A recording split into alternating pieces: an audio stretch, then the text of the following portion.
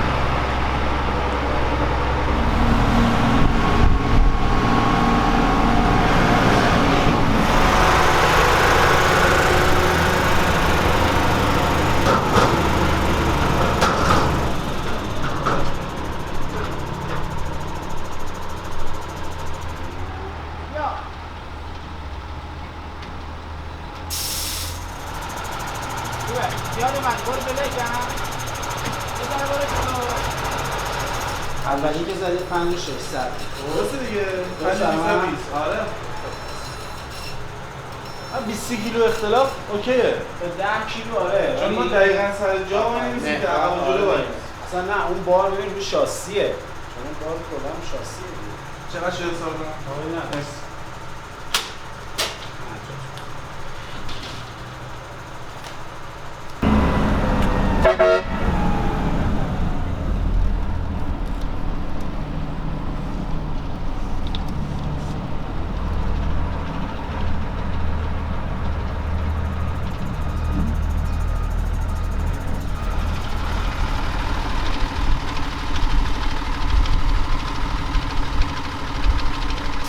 مترو یادم اینجاست.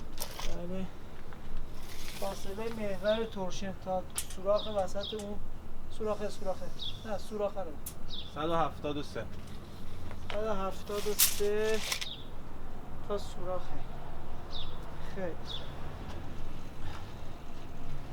فقط راماشو یه بار اونجا نگاه کنیم ببینیم که اگه بخوایم هیدرولیکش کنیم سیستم هیدرولیک نداریم باید بذاریم برقی بخوایم بذاریم خیلی جون با باتری میخواد حالا اون راجبش فکر میکنیم چون مکانیزمش که فرق نمیکنه اینکه باها جک بادی باشه یا روغنی باشه رو الزاماتش فکر کنیم این میشه ما کل تورشن اینه ما اینو باید بسازیم ما منتها اگر آقای حداد لطف کنه یه دونه اینا رو به ما بده دیگه ما اینو نسازیم، مخصوصا این هم همینطور. این حالا تازه ساده تره، این چون یه نیم دایره است و جوشکاری شده و قویه و اینا میتونیم اینو در بیاریم، ولی اون اگه به ما بده یه دونه از اینا رو خیلی عالی میشه. اون تورشنایی که اونجا بود قوی تره. نگاه کن پیچش رو الان اینجا، اون دستکاش هم همینطور. یه چیزی مثل اون باید درست کنیم. اتاق شما 3 و 40 درسته؟ 10 سانت از اتاق تا ته شاسی 2 و 50 بود. 10 سانت جا میذاریم میشه 2 و 40. 30 سانت کم میکنیم تا سوراخی که میخوایم نصب کنیم میشه 2 و 10. 2 و 10 تا 3 و 40 1 و 30. 1 متر و 30 سانت ما از این عقب تریم.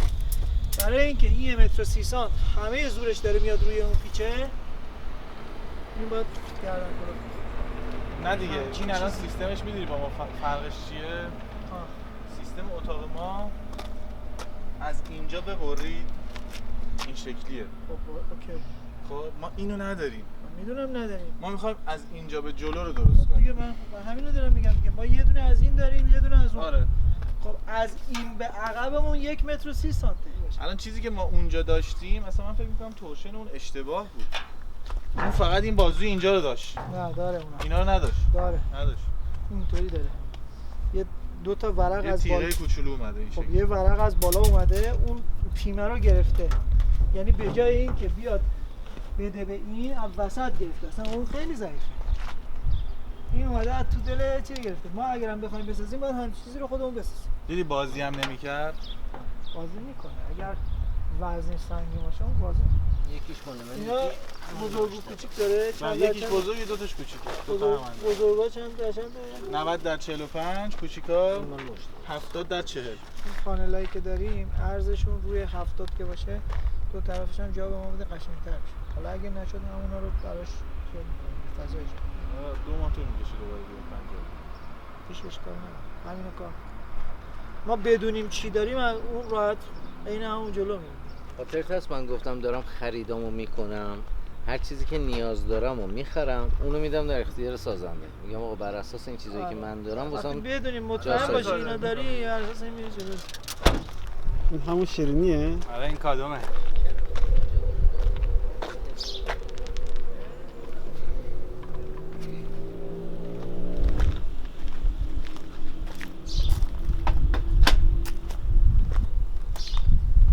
چقدر میخواد از عقب بده بیرون؟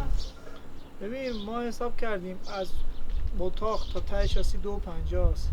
ما 10 سانت تا اتاق راه میندازیم. چقدر؟ 2.40 تا اینجا. خب 2.40 تا 3.40 1 متر است این میاد. 1 متر خیلی هستش. هیچ نیست. من 1 متر رو بهتون پیشنهاد نمیکنم. هیچ نیست. میدونی چرا؟ چون وزنش سبکه در برابر این شاسی. حالا سبکیشو شما محاسبه میکنی، ولی چیزی که من به تجربه دیدم بار که زیاد میزنید بیرون سر ماشین یه هوا میاره بالاتر. نمیاره. هندلینگ اینجا فرمون ماشین از دست راننده در میره. نمیکنه این کارو. اگر این کابین رو نداشت نگاش میکردی و یک کابین از اینجا نصب میشد تا 1 متر عقب‌تر شما 1 متر برو عقب‌تر. یه ذره برو عقب‌تر. بازم برو. دیگه درخته داره بهم فرو میره. بس فیلم ما رو خراب کرد. الان این درخت نیست دیگه. شما خب. 1 متر عقب‌تری؟ بله. تقریبا خب از اینجا تا اونجایی که شما منو داری نگاه می‌کنی همدیگه رو داریم نگاه می‌کنیم چرخ کجا وایساده؟ رو عقبه وسط نیست، رو جلو هم نیست. عالیه اصلا هیچ مشکلی پیش نمیاد. ببین شما خودت هم که میخوای یک کفی رو بسازی، درسته که حالا کارهای شما سری کاری میزنین و بعد جمع میکنین، ولی شما فرض بکن اون چیزی که داری میسازی کف نداره. نه ما اصلا کف نمیسازیم براش که. اتاق ایشون کف داره با اتاق شما فرق داره.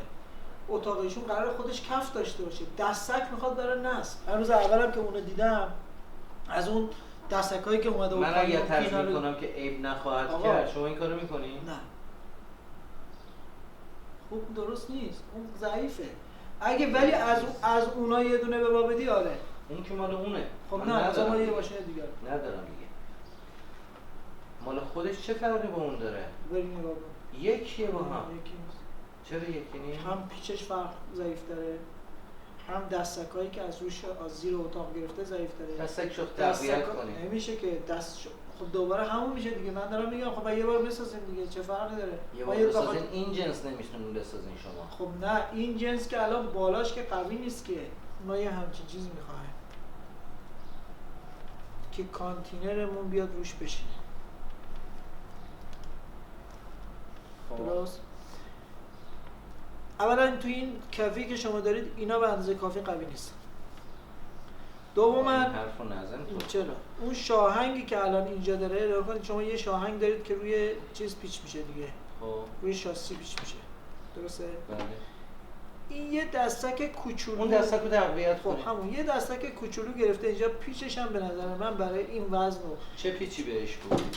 یه پیچی بود که از اون پیچ شما ضعیف‌تر بود. شما به نظر من نهایتش اون دوتا لچکی رو تقویت کنی و را بنزین بغلش یه ریزم بزرگتر. حالا چرا بخوایم اون کف رو لخت کنی؟ حیف نیست اون کف رو شما بفروش براش. کسی نمیخره. چند نفر این ماشینی دارن؟ هر کی هم داره کفشو داره. خب حالا یکی اومد و یه روز یه یونیماک خواست که اتاقش همین اتاق انگ کارشه، میبنده روش کارش رو انجام میده. اصلا شاید یکی مثل خودت که الان داری اون ماشین رو درست میکنی که نمیخوای بذاریش زمین، اونم نخواد. اگه ایشون نمیخواست اتاقش رو بذاره زمین، من نمیذاشتم اون کف رو دست بزنیم، میگفتم یه ذره اون کف رو طولش رو زیاد میکردیم، همون رو استفاده میکردیم. ولی وقتی ایشون میخواد اتاقش رو بذاره زمین، خب بهتره که ما هم به لحاظ زیبایی، هم به لحاظ هزینه، هم به لحاظ وقت بیایم یکی دیگه بسازیم براش. و از نظر ما که برای من هیچ فرقی بین اون کفی که خودم آماده کردم فایده این کار برای ما اینه که کارمون تمیزتر میشه. بعد باری که اون میخواد بزنه با باری که این میزنه خیلی فرق داره. اون اگر شفتشو 20 گرفته، این 16 گرفته، این کفش 3 متر و 20 میشه، 3 متر 40 میشه، این 4 و نیم میشه. دو تا دونه داره. دو تا داره. ولی 3 تا داره، اون 2 تا داره. بعد ما 1 متر و 30 سانت از اون عقب‌تر هستیم اتاقمون. حالا اگه ایشون بزنه 20 سانت هم کمتر بکنه، 1 متر و 10 سانت ما از اون اتاق عقب‌تریم. پشت سرش هم داره یه موتورسیکلت داریم، زاپاس داریم، تجهیزات پشت داریم. این همه اینا میخواد بیاد روی این شاهنگ، از شاهنگ منتقل بشه به شاسی. چه اتفاقی نمیفته. ببین الان از دو طرف بار ارضی رو داره جبران میکنه، از وسط بار طولی رو. دلیل داره. تمام تورشنایی که من دیدم آخرین نقطه چسبیده به اتاق بار طولی بوده، دوتای آخر رو ارضی میذاشتن. اومده توی وسط شاسی رو 3 تا رام لوله‌ای انداخته و این یاتاقان رو گوشته رو وسطیش. اون 3 تا لوله رو که رد کرده، یعنی شاسی از اونجا به بعد از ادامش باید تنش داشته یعنی باشه. تورشن اولی اصلا کاری نمیکنه. تورشن اولی محور جلو که میاد روی سنگ میره بالا، ماشین میخواد بکشه، تورشن اولی اونجا بازی میکنه. تورشن آخری محور عقب رو تکون میده. ببین یک رامگیره وسطیه، یه متر فاصله داره تا محور چرخ. وسط ماشین نیست قشنگ. میگه اون یارو آلمانی خیلی قشنگ‌تر از ببخشید این مگه چیز خودش نیست، فابریکی خودش نیست؟ چرا با درست؟ پیچ به پیچ. درست. شما هم همین، به همین دلیل میگم شما هم کف تو دست نزن. من اصلا سر سوزنی به توانایی این کف شک ندارم. شما هم بی خودی دارین حساسیت نشون. مهندس درست بگید، کارشون سخت میشه، یه مقداری هم شاید زشت بشه، ولی شما میخواید یه کف دیگه ای رو بذارید روی یه کف دیگه. شما باید 2 تا کف داشته باشید. نه ببین شما 2 تا کف لازم دارید. این کف آماده است، شما یه اتاق میخوایم بذارین روش. خب یه اتاقمون تو 4 نقطه میشینه. تو 4 نقطه میشینه. اب نداره. میشینه روی این کف. این کف زیگه همه تعادل شما رو حفظ میکنه. اصلا نیاز نیست چیز جدیدی بسازه. چند تا مبحث رو اضافه میکنه به کارمون. یکی ارتفاع. چقدر ارتفاع؟ 10 سانت اضافه میکنه. ایراد نداره. اون ارزش این داره که تو اتاق عروش برداری بذاری پایین، این ماشین باز قابل استفاده باشه. بشه یه وانت وسط.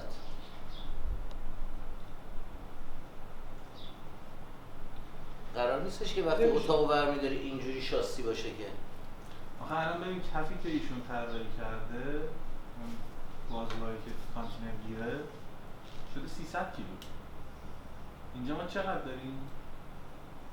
1 تن داریم.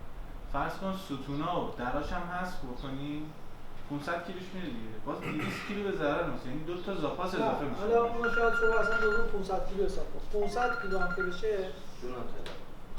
از لحاظ وزن شما مقایسهش هر چیزی هم اضافه کردین به نظر من دیگه به کف الان دست نزن، اون اتاق اضافه تر بشه. یعنی این کف عقب‌تر از نظر برش ارزی که نگاه میکنی میزنی یه ریزه بیرون، چیزی نیست. کف خودت رو کار کنی بله. خیلی بهتره. ممنونم. آخه توانایی که دکتر داره میتونه کفی بهتر کجا هستی داداش؟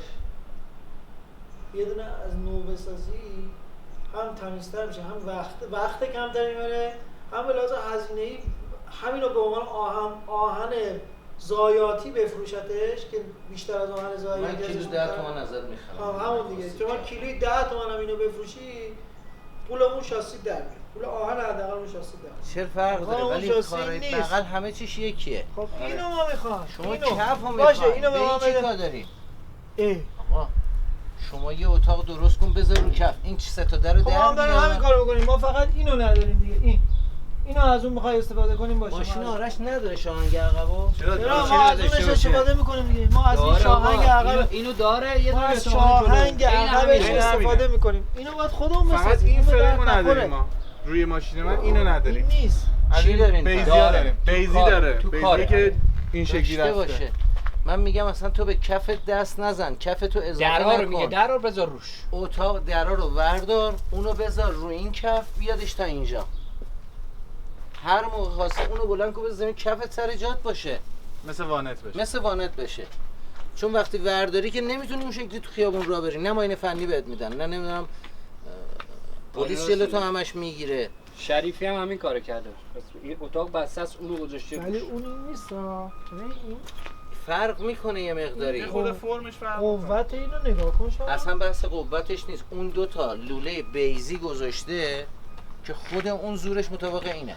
اگر ابرش بخیر بخاری آب گرم کن داره از اون بگیریم. استوک باید بگیریم. نو نیست. چرا؟ از عراق میاد. اونی که دیروز گذاشته بودید استوری کرده بودید نو نبود. چرا؟ بخاری اون تو آب جعبه گرم. بود. اینی که دیروز آقای حداد گرفت 42 میلیون تومان چینی تروما 3000 یورو قیمتش. این 2000 یورو.